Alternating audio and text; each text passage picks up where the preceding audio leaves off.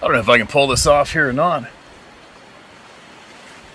Up on top of a mountain, the interior of Vancouver Island, all deactivated logging road.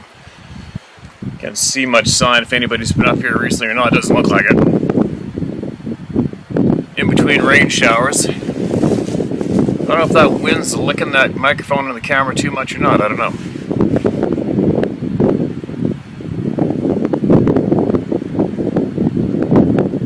Let's see if we can pull some of this off here.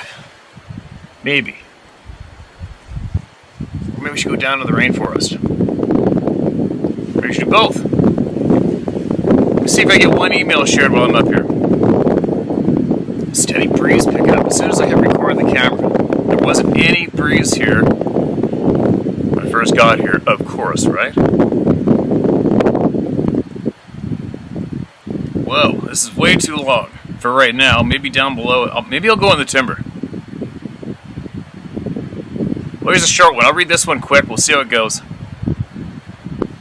Ruby and I, we went and pulled my 7 trail cameras I had out in this one spot looking for this huge bull, and I found him. If I remember to, I'll share the video on here. You can have a look at him. He is a beast. Glad that he lived. So far. Poacher's hammer on the elk around there. Stockton Lake Encounter is the title of this email sent in to us. Hey Steve, I emailed you a while back about an encounter with something that roared and threw rocks at me and my canoeing companion some 40 years ago in the Boston Mountains of northwest Arkansas. And I just saw the bow fishing story/encounter at Stockton Lake. I fished Stockton. Pomme de Terre Lake of the Ozarks. Truman Reservoir. And I've got another encounter to share with you that happened about 20 odd years ago on Truman Reservoir. My brother and I were trolling for white bass and wipers, maybe even stripers, about 50 feet from shore on the Osage arm of the lake, 3 miles from the dam, aka 0-3. Between us and the shore was a shallow shelf just a few feet away, and we'd been trolling the area for about an hour or so when we saw the first one just appear on the bank. Soon others started coming out of the woods, and there were a dozen of them looking at the water, completely oblivious to our presence.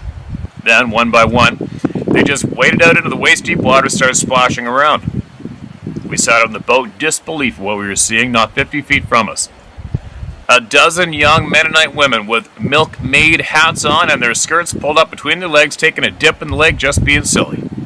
You never know what you're going to encounter out there.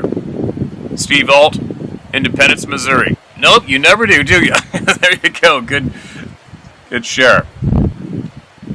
I got a story I can somewhat relate. I tried sharing years ago on my channel. Middle of frickin' nowhere, Alaska, and 2 naked chicks came cross-country skiing by us in the sunshine. It was kind of bizarre.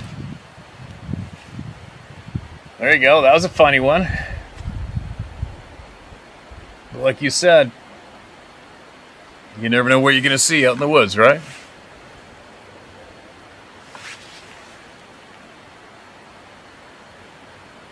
Wind seems to die. Let's stay here a little longer, see how it goes.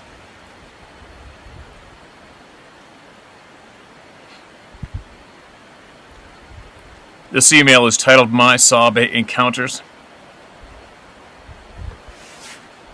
Dear Steve, I was instantly drawn to you when I watched your interview with David Rodriguez not long ago.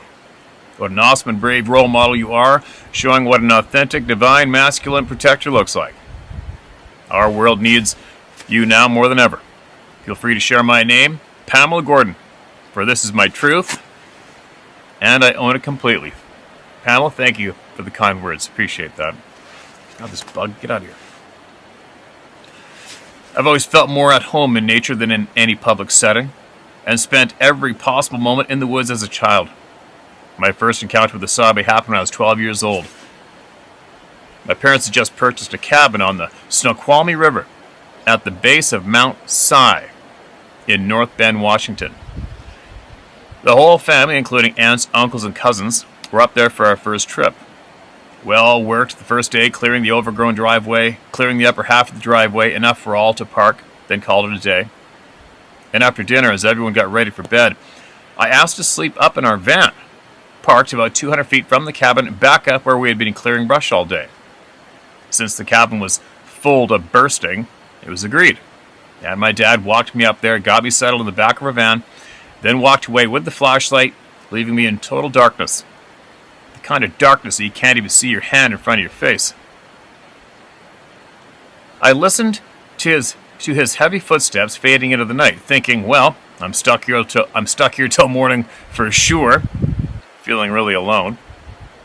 And it turns out the van wasn't parked on level ground, and I was tossing around, trying to get comfortable when I heard his footsteps coming back up the driveway. Thinking my dad must be bringing me an extra flashlight, I was about to call out to him when the footsteps walked past the van. I caught my voice just before it left my throat and froze.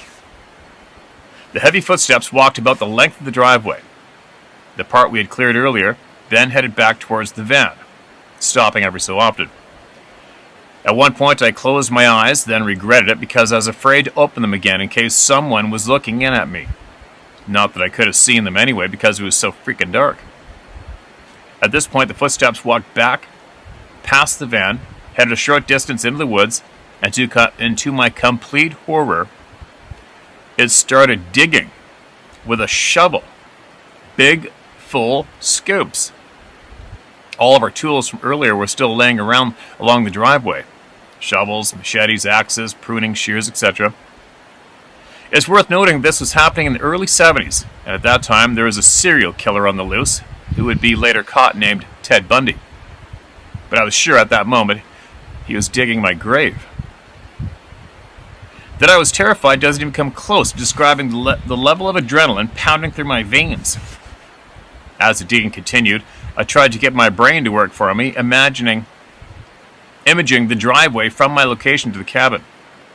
The 90-degree turn in about 5 long strides from the van, then the S-turn about half down the hill on what is still a very overgrown and steep 200 feet of driveway.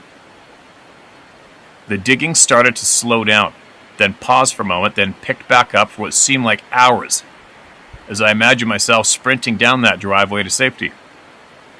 There was no way I was staying out there, but I knew if anything grabbed me or even touched me, my heart would just stop from the surge of adrenaline. I never heard anyone walk away from the hole they were digging, but I hadn't heard any digging for what seemed like hours. Then I bolted out the side door of the van into absolute darkness and ran like there was a serial killer digging my grave just a few feet into the woods from me.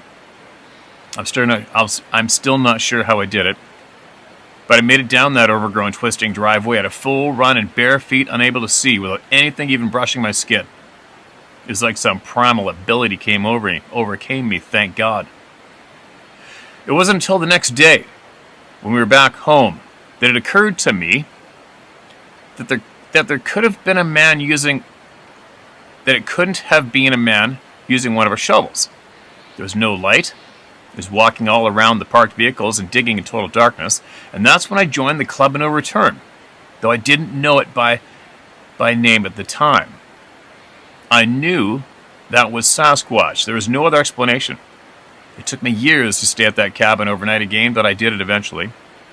I never lost my love of camping, hiking, fishing, and just being in nature. I lived for that connection with the earth and still do. I've always wondered if that being knew that I was in the van, and after listening to all the people writing in to you over the past several months since I've joined your group, I'm pretty sure it did know. Could it have been a Sasquatch that helped me run into the dark without tripping or running into a tree? That seems possible to me now too. And since that encounter, I've had other brushes with the big guy. Once in Raymond, Washington in the early 90s, I heard something coming through dense brush towards me that sounded like a tank crashing through the trees. It sounded like it had lifted someone's wind chimes too. Weird, eh? Anyway, I was walking backwards, watching where it would break out onto the road when it stopped just before coming out into view. I turned around and ran. F that. My husband and I are avid rock hounds, and we have spent a lot of time digging for gemstones over the years, before the people started talking and before finding Bigfoot, LOL. We were digging agates at the top of Red Top Mountain, high in the Cascade Mountains in Washington State. It's about a 45-minute drive to the top, then about a 1.5 mile walk into the agate beds. There were no other cars parked at the main access, and we heard no other diggers all day. It was starting to get late in the day, but not the first time we walked out as the sun was setting. The agate beds are on a pretty good slope, and we were roughly in the middle and halfway down the slope. I was uphill from my husband, only about 20 feet or so, and I kept getting little rock slides next to where I was digging. At first I thought it was from my digging, but after the third or fourth time I called out to Jeff, "Are you throwing rocks at me?" He answered, "No, I thought you were throwing rocks at me." We both climbed up out of our holes and had a good look around, and we didn't see or feel anything out of place, so back to digging we went. It was only about 10 minutes later when we heard the loudest, longest call/whistle downhill from us that either of us had ever heard. When it started, we both stood up and walked next to each other, and it was still going for at least 30 seconds after we were standing next to each other. It sounded like a whistle my dad taught us kids in case we ever got lost in the woods by cupping our hands together and blowing into the small space where your thumbs meet. Makes a pretty loud whistle. Carries a long way. But the lung power needed to make the call/whistle we heard that day would have been beyond enormous. It seemed to last close to a minute without a pause for air. Holy shit, that's crazy, right? Of course, I'm always bringing up the rear, and that was the longest 1.5 mile walk ever as the sun was setting. We never felt threatened or scared, but definitely watched. We've been living not far from Joint Base Lewis McChord, Fort Lewis, on the Deschutes River in Rainier, Washington for over 25 years now. It is definitely a pathway these beings use. We have heard what folks call wood knocks, but it was more like the sound of an older tree being snapped in half as we opened the back door at night. We've heard someone walking up a river at night when the water's been not quite at flood level, but way too high and swift for a person. You could hear the power in their stride against the current, and the rocks shifting under their weight. I would estimate the water height was about 5 feet at the time. There were many nights that our dog would not go out back to pee. We have big cats and bear here too, but I'd always wonder if it was the big guy that scared her. Well, that's my zombie encounter, Steve. There are a lot more other things that have happened to me in these 63 plus years on this planet we all call home. It showed it would have been easier if we knew who we were, our history and true nature, right from the beginning. Sometimes I wonder if the Sabe and others that remain hidden might be watching for those of us who are looking for answers to all that's been kept from us. Anyway, I wanted to officially add my story to the Club of No Return and wish you all well as we roll up our sleeves for the fight of our lives to take back our world from the true monsters on this planet. Maybe the Sabe and the others are here to help us take our world back from the dark hearts whose time has come to an end. Let's hope. Cheers, Pam. Yeah, let's hope, Pam. Hey? Let's hope for sure.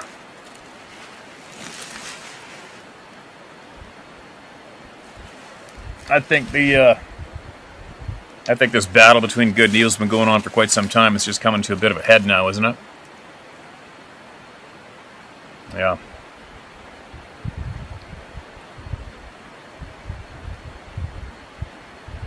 I wonder, I might take you guys further down the road, maybe.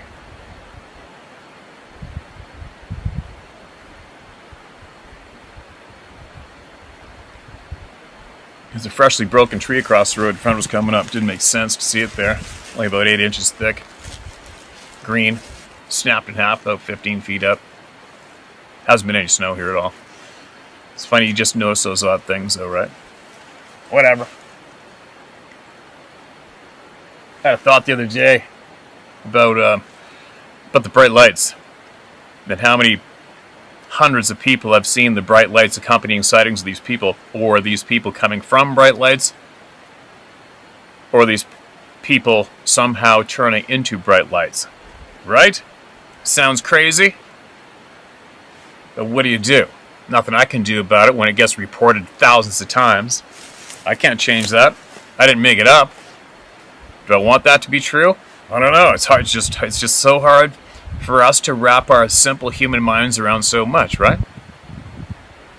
But what I was thinking was, I'm like, man, it is kind of odd, though, that if you had the skill, whatever it is you want to call it, the powers, the skills, to change your physical form, why in the hell do you keep changing into a tall, stinky, hairy, unkept dude, naked, smelling like dog shit? You know what I mean? Like, there's a lot that doesn't make sense, but I'm trying to think of it. I'm like, well, if I had those skills, if I could turn into bright light, change form, why do I keep picking to turn into a 10-foot tall, hairy, butt ugly, smelly ass being? Kind of doesn't make sense, does it?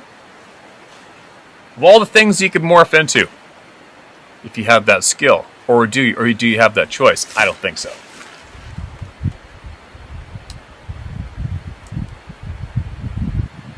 I don't think so.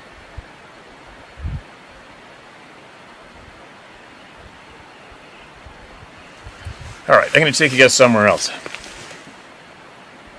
I don't know why. I got a slight urge to get down there. Maybe down to the lake. I had that branch snap beside me last summer, I think, or the summer before, whenever it was. Freaked me out. I might go down to the lake because I see there's no wind on it. And if not, maybe I'll get into that big green timber. We'll see. I'm going to carry on in a minute. Well, I went up another side road I've never been on before. Look like there's a bit of a view here. So,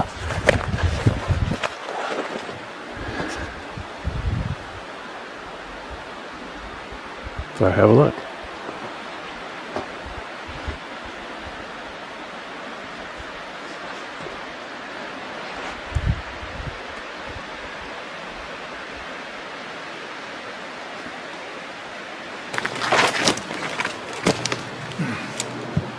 Well, this isn't a bad little perch. Let's see what else I got from here. I'm trying to find some elk sign. I know there's a few elk. A small herd around here somewhere. I'm taking a couple little side roads, trying to look for them. See if I can find them. No luck yet. Now, where'd we leave off?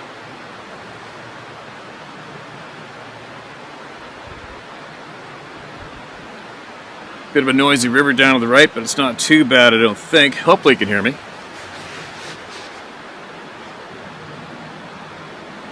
This next email into us is titled Story from 2006, North Carolina. Hi, Steve. I've debated on sending this in for a while, but I figured, what the hell? It was around the fall of 2006, and I was living in northeast North Carolina on the edge of the Great Dismal Swamp.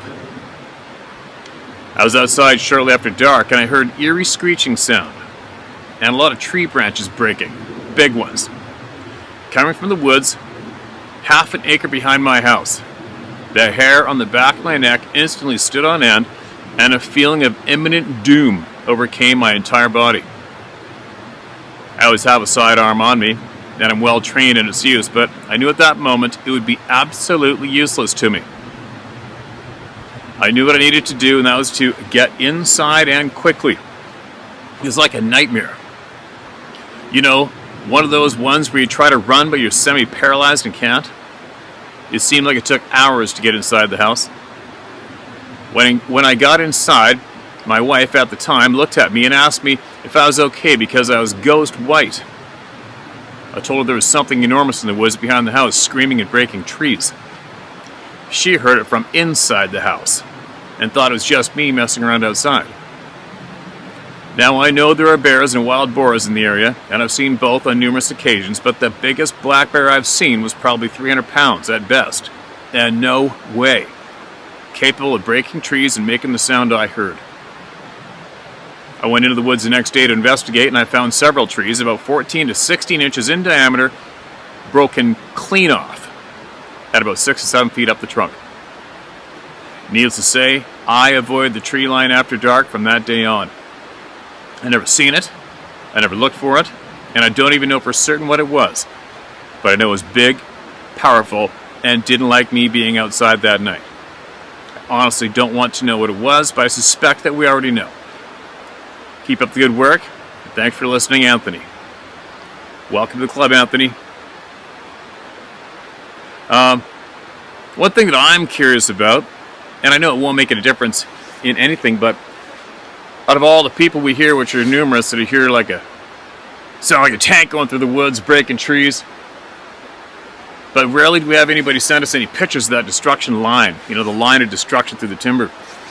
And it sounds like you've seen it, so just for my curiosity, if you're still hanging out here, and if you feel like it, I don't care how old the breaks are, I'd love to see them. Myself, I'd like to see those breaks. I'd be curious to see that. And believe me, I've seen some strange trees broken.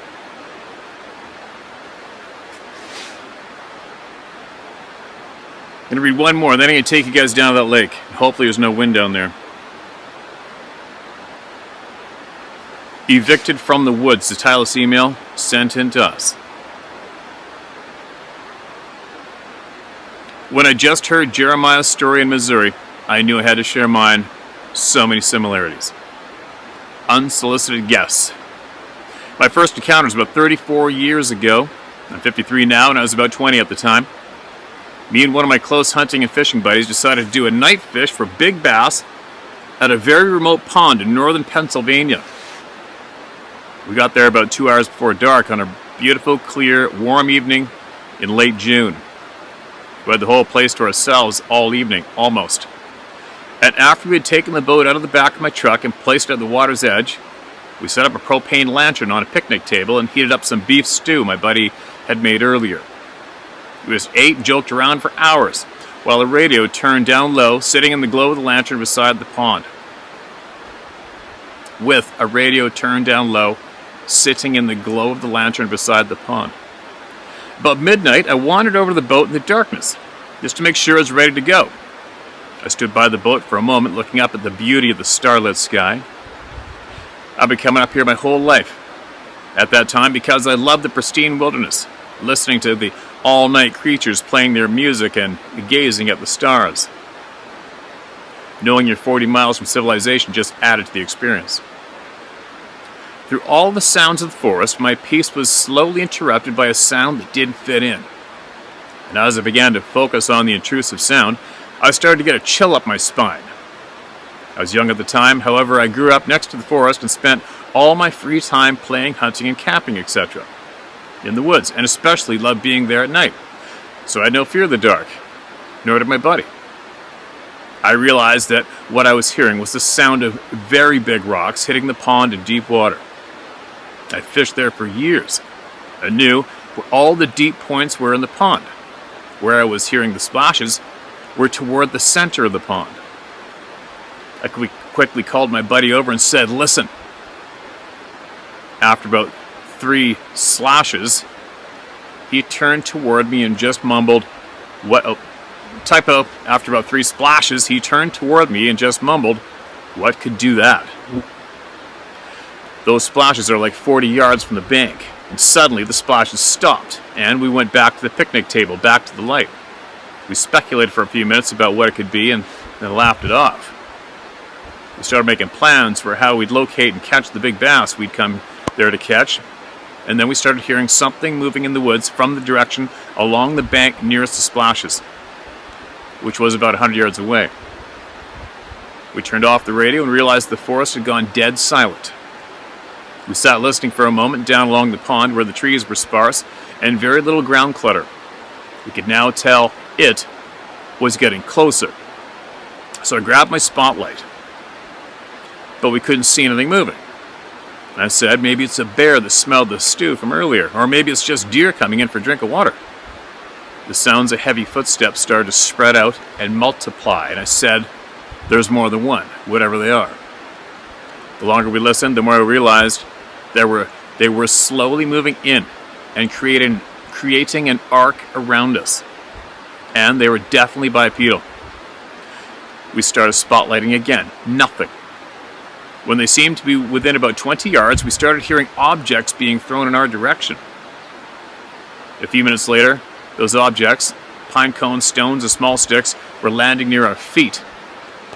I walked over to my truck, grabbed my shotgun, and while my buddy was anxiously spotlighting a 180-degree arc around us, then I yelled, "I don't know who or what you are, but that's close enough." We could now hear movement behind us, so I told my buddy, "This isn't right. I can hear them within 15 yards of us. We still can't see them." You could hear them running from tree to tree, which just confused us on their location. "I'll stand guard. You load the truck quickly," I told my buddy. If we had to guess, there was at least 5 moving in around us, plus however many were now moving in behind us. And thank God they didn't vocalize at this close distance, because I did not pack any extra underwear. With the truck haphazardly packed and the boat barely tied down to the truck, we took off. We drove 20 miles to where my grandparents' house was sitting empty. They had moved to South Carolina and made camp in the driveway for the night. Next morning we went fishing, but we chose somewhere else to go. For 34 years that night has haunted me, not knowing what had really transpired or who our mystery guests were. But now I believe I know. Thanks, Steve, for all you're doing to provide support and encouragement to everyday Joes who had an experience they did not ask for. I've been blessed the experience didn't wreck my enjoyment of the woods, nor has more recent encounters. However, I'm always watching and heavily armed since then when in the woods. As if it would matter. Thanks again, Steve. Submitted by R. Peischer in Pennsylvania. Ray. Quote, "When you have nothing left to prove, then you have everything to give." End quote. There you go, Ray. Welcome to the club, my man. Appreciate you sending that in. I'm glad you did. Glad you did. Somebody else has seen something around there. Guaranteed. Or heard, or felt. Starting to rain through this one. I'm going to pack this up, jump back down to the pickup, and head down to the lake and see if we can get lucky and get a couple more shared from there. And I'll show you that lake, and I'll show you where the branch went up from the ground shortly before I heard or after I heard the big branch break right beside my head. And I thought it was reflecting glass or something, but I could have swore I saw a bright white light in the foot of the timber too when I was first backing down there. What the hell, I got an adventure dog with me this time. Let's go down there and take a look, alright? And get something shared, unless it starts pissing rain or blowing too much. We'll see. Back in a second. Alright, for the curious, that's where I seen, I don't know what it was. I thought it was something reflecting in the, where's my finger? Use my finger. Reflecting in the ground there. I guess it was probably some kind of weird light, because there's nothing there. And then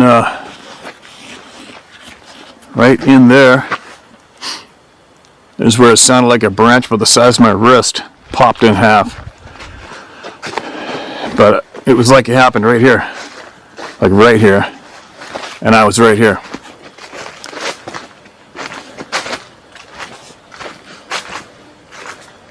I was right here having lunch. And then I was standing right here, and it popped. It sounded like a branch with the size of my wrist, cranked in half right in there. And when I glanced over here, there's no wind either. And I glanced over there, and a branch. You see my finger or not? I can't really see it, but a branch right there went from the ground up when I looked over. And there you go. And here's the lake. Of course, there's a helicopter coming, destroying the peaceful sound, but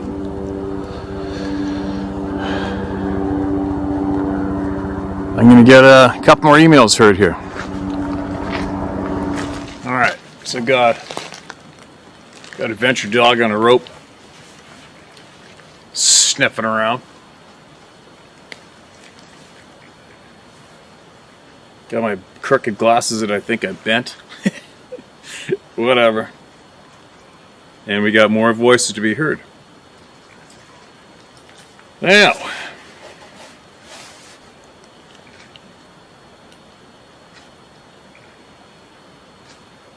this next email has come in to all of us. Is titled Lake Pontchartrain. Pontchartrain. Lake Pontchartrain creature sighting. Pontchartrain. My name is Jason, and I'm from southeast Louisiana. I know you've been focusing on Sasquatch reports, but I saw where you posted a video of something moving through the water, so I thought I would share my sighting. Roughly 20 years ago, I was traveling on Interstate 10, westbound over the Bonnet Car Spillway. Punctuation, Bonnet-Carré. I was sitting in the left rear passenger seat of a van, and we were in the left lane.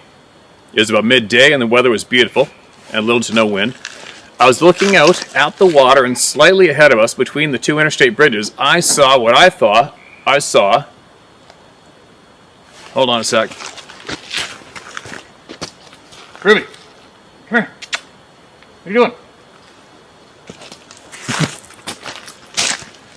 Sorry.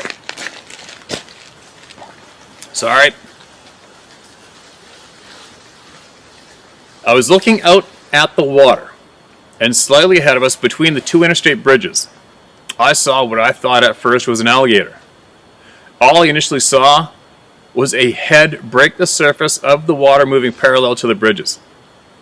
As we gained on this creature, I could clearly see it was an alligator, and I can't even begin to explain how overwhelmingly shocking it was to witness this. The head of what I saw looked nearly identical to the raptors in the Jurassic Park movies. This creature started swimming so fast, it actually created a whitewater wake. I remember vividly how the water flowed around it and sheeted over its head. It was amazing how it moved with such ease, cutting through the water.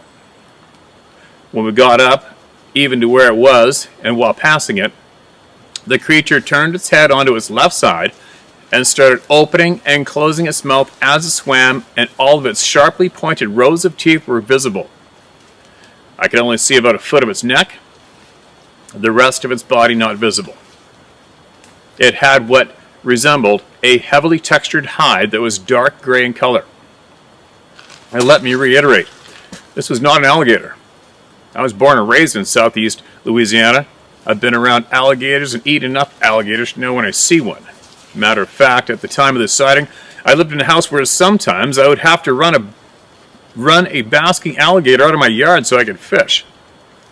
I do not know what I saw that day, and according to some people, creatures like what I've seen don't exist, but I know they do. Thank you for taking the time to read this, and thank you to everyone that's been able to share their experiences in the outdoors, and thank you to those that support them. Jason. There you go, Jason. Share it, my man. Keep tabs on the comment section below, all right, buddy? And we'll see who else has seen something like that, is familiar with that as well, all right? Doesn't sound like something I'd want to go swimming with. There's another one. A weak encounter with a dogman. Title of this email. Hi, Steve. I know you don't talk about dogman, but honestly, you're the only person I feel comfortable sharing this with. This happened when I was a boot in the Marines in 1994. I was fresh out of boot camp and in my MOS school in a small base called Courthouse Bay in Camp Lejeune, North Carolina. I drew watch duty for 2 days from 9 p.m. to 11 p.m. patrolling a vehicle lot. The lot was fenced in and surrounded by dense woods. In fact, the whole base was surrounded by trees. The first day of watch, I took one of the Hummers for a joyride, and it earned me watch for the whole week from 2 a.m. to 4 a.m. It sucked, but I had fun driving around with my buds. Hold on a sec. Ruby! Bubs! Come here. What are you doing? All right, you goofball.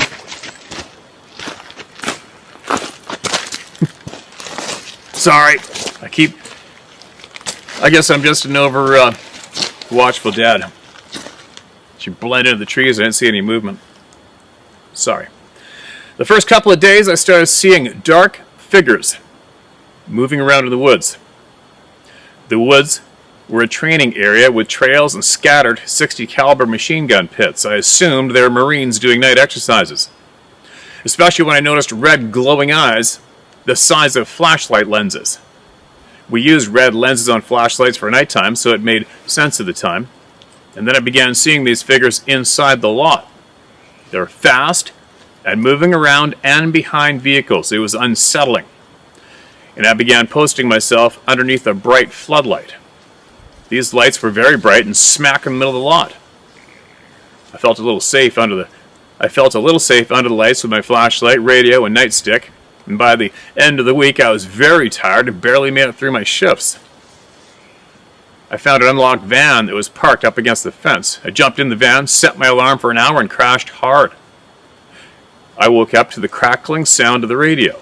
It was the guard shack talking to another Marine on another post. I remember trying to make sense of the conversation. It was obvious something was wrong, and the Marine sounded very excited over the radio. I laid back down to catch more sleep when suddenly I felt an intense feeling come over me. I can only describe it as the initial feeling one has before a panic attack. Silence, tunnel vision, and anxiety. I remember not being able to hear anything and having the urgent need to leave the van. And as I opened the rear doors of the van, I saw a small group of deer on the other side of the fence. They seemed spooked and kept pushing themselves towards the fence. I thought they were going to break through the fence. The look in their eyes I'll not forget. It reminded me of my first pig kill as a kid. We held the pig down while my grandpa administered the knife. The pig squealed and stared at you with terror in its eyes. I didn't eat pork for a few months after that. Anyways, I was confused about the deer behavior, and as I looked at them, about 150 feet away, I saw dark figures making their way towards us in a zigzag motion. The deer were 3 feet from me on the other side of the fence. The only thing I could think to do was jump back in the van and lock all the doors. Initially, I saw red lights, and they seemed to be 4 or 5 feet off the ground. And then the craziest thing happened. The lights, which I later found out were pairs of eyes, started elevating 20 to 30 feet. By this time, I didn't think they were Marines training. There was something else. Something hunting deer, and now they were 30 feet away and had climbed trees. I was waiting for them to jump down and ambush the deer and me inside the van. I was frozen with fear. I then remembered the van key was in the glove compartment, so I jumped in the driver's seat and cranked the ignition only to discover a dead battery. More fear entered my body, and now I heard something jiggling the fence, growling, and a loud thump like something landing next to the van and bumped into it.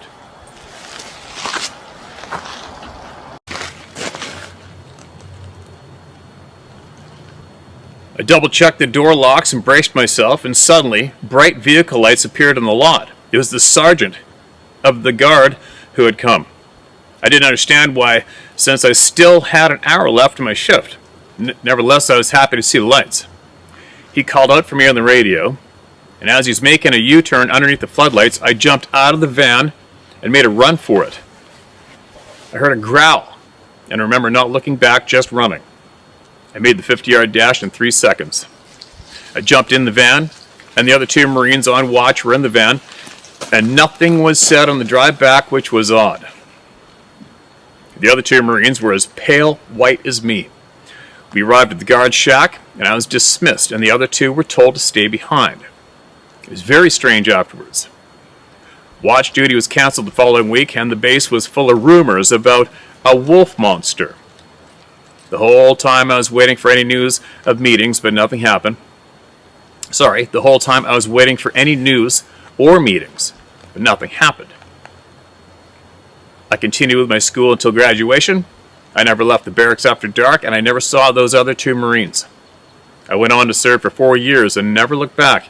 It wasn't until recently, when I started watching YouTube videos of people sharing encounters with dogman, did I revisit this experience in my mind. There were 2 dogman encounters reported near Croton Game Land, which is not far from Courthouse Bay. So, even though I never physically saw a dogman, I am 100% convinced I encountered them that week of watch duty. Sorry for the long email, but I'll tell you, it felt good writing it. I appreciate what you do. I love your no-nonsense attitude. I'm one of your subscribers and look forward to your next video. Cheers. George Cordova. Appreciate your honesty, man. Appreciate your honesty in that valuable time of life you just donated to sharing with us. And there you go, you guys, another military base. Any surprise there? Nope. Right? It's never a surprise to hear from military bases, ever. Okay, one more, then you get going. Just tell my story. Hello, Steve. I'll tell you about the trip me and my cousin had a few years ago in Wyoming. When we were out there hunting in Fox Park, I was about 18 at the time, and he was about 15. I'd gotten off work on Friday night, got home, and my cousin called and said, let's do a spare-the-moment elk hunt. I think he meant spur-the-moment elk hunt, so us being the people we are, we threw everything in the Jeep and took off to the mountains. We arrived to the dirt road at about 11 at night. We started driving through the forest, hoping to get to our spot, get everything set up, and go out for an early morning elk hunt. We made it about 10 miles down the road when something big jumped out of the trees and across the road without ever touching the road. We weren't sure what we were seeing, so we just kind of joked and kept driving. But a couple miles up the road, we seen it again. This time we stopped and looked in the direction it was going, and it was the steepest cliffs, going about 300 feet down, so we figured we might have been just tired of seeing things. But our spot we were camping was only about a quarter mile up the road. So we got there, got our camper set. I went inside, and I went inside for the night. Punctuation missing, sorry. We've hunted this area a lot. Never heard the screams and noises like we did that night. Neither one of us were able to sleep. We're trying to take shifts, but still could not fall asleep because of the sounds. When the sun finally came up, we grew the balls to go out to where the jumps across the road and tried to hike down, but it was almost impossible. So we went on with our day and went back to camp that night, and nothing. So the next day we had forgotten all about it. Went and did our hunt, came back that night, and as we were sleeping, the back window of the camper had a rock thrown through it. We sat in our beds all night with an AR-15 waiting, but nothing ever came the next morning. Nothing ever came. The next morning we packed up our shit and started hunting a new area, and don't go back there unless we have firearms. I don't care if you share this or not. It's just nice being able to tell somebody they won't judge us, because every time we do, they say we're just kids looking for attention. Yeah, not here, man. We don't do that to anybody here, Rick. Appreciate you sending that in, man. You know what you saw. At this stage of the game, you know what you saw, right? Everybody who writes in, you basically know what you saw. You just need a little confirmation, right? Or somebody else to accept what you saw with you. We'll get lots of that here.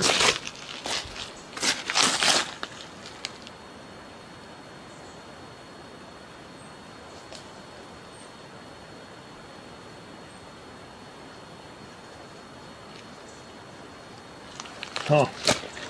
Anyway, I'm going to go pack Adventure Dog up, start my trek home.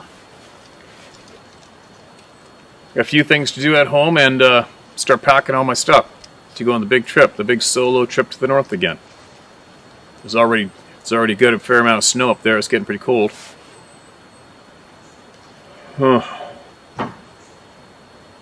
Share my story at howtohunt.com, alright?